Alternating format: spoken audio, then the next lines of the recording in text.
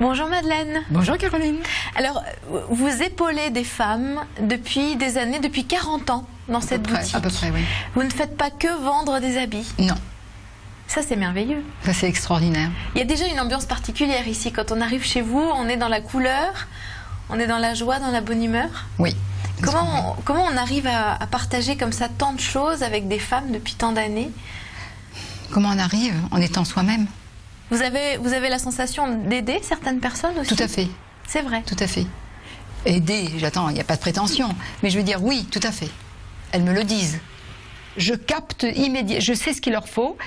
Et vous savez ce qu'il leur faut? Oui, oui, tout à fait.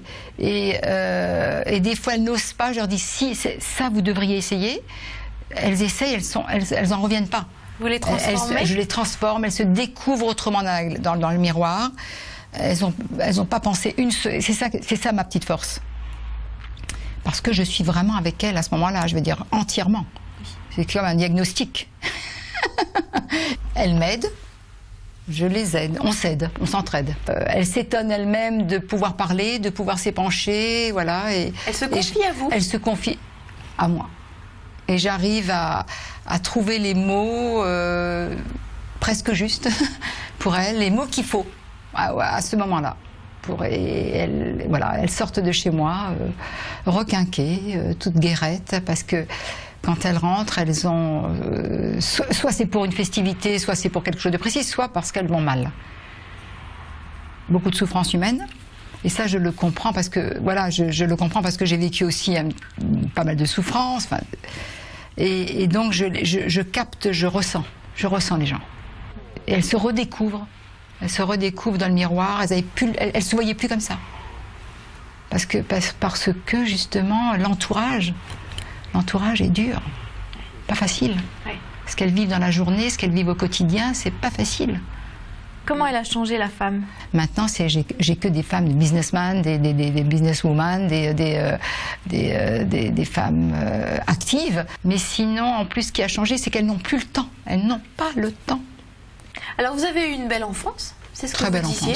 Très belle enfance. Très belle enfance. Toujours à dessiner, toujours à créer. Toujours à dessiner, toujours à créer, depuis toute petite.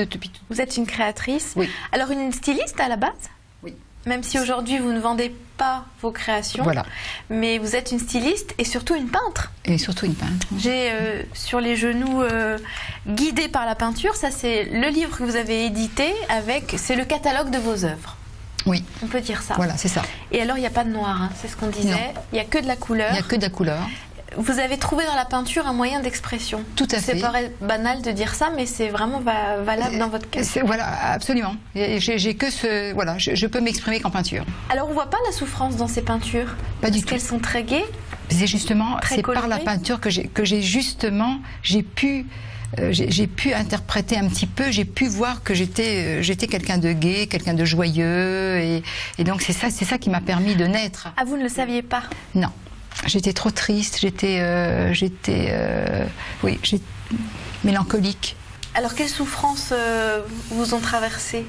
Des souffrances, des récits de mes parents dont toute la famille a été déportée, ma mère qui venait de la Pologne, qui avait perdu sa mère devant elle, un balcon s'était effondré, donc qui est mort devant elle, son premier mari qui est mort dans les camps. Mon père, toute sa famille a été déportée. Donc des souffrances. Bon, même petite fille, on entend, on voit la tristesse des parents. Mon père était un homme très joyeux, donc il ne montrait pas. Il ne savait pas. Alors même quand ça s'appelle l'obscurcissement, il y a toujours la lumière. Mais oui, mais parce que la lumière est toujours là. Elle est toujours là, mais on la voit pas. C'est ça, mais elle est toujours là. C'est la foi. C'est une foi en quelque chose, en la vie. On a une chance exceptionnelle d'être sur Terre. C'est vrai, c'est exceptionnel. Donc voilà, la foi en la vie, donc la lumière. Enfin, je pense que j'ai cette lumière, je le ressens comme ça, et donc je le traduis comme ça à ma façon. Merci. Merci Caroline.